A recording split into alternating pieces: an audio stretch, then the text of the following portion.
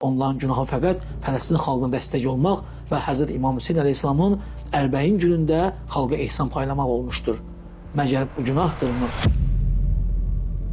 Bismillahirrahmanirrahim və bihi nəsta'in və huvəl mu'in vəlhamdülillahi rabbil alemin və sallallahu alə Muhammedin və alihi tahirin. Salam əziz dostlar, bildiyimiz kimi bugün Azərbaycanda zülm davam edir və hazırki iqtidarda olan rejim bizim gözəl inanclıq xanımlarımızdan 6 nəfəri həbs edibdir və bu həbs artıq 4 aydır davam edir. 120 gündən artıqdır ki, bu xanımlar zindanda əziyyət çəkirlər və onların bəziləri də artıq 35 gün, yəni bir aydan artıqdır ki, azlıq aksiyası keçirdib özlərinə bu yolda, İslam yolunda, Əhl-i-Beyt yolunda fədakarcasına əziyyət verirlər. Hazırda bütün möminlərin və biz inanclı insanların, Əhl-i-Beyt davamçılarının vəzifəsi budur ki, bu xanımları unutmayaq və onları yaddan çıxartmayaq. Xanım Zəhra Salamullah Əleyhanın bu ad günü və mövludu ərəfəsində xanımları xüsusən yad etmək, həqiqətən də xanım Zəhranın bu gözəl və imanlı və dəyanətli, qeyrətli davamçıları haqqında danışmaq vacibdir və labüddür. Hazırda biz bütün dünyaya səslənirik. Azərbaycanda gedən bu proseslərə nifrət edirik və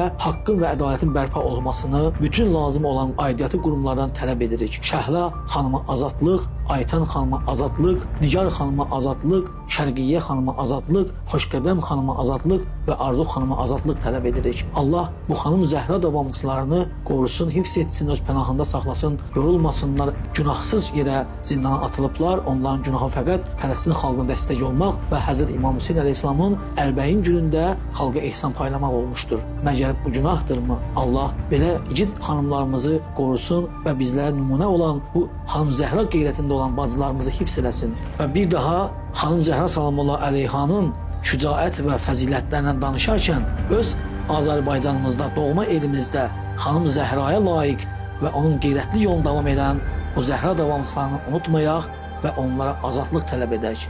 Vəsselamu aleykum cəmiən və rəhmətullah və bərəkatuhu.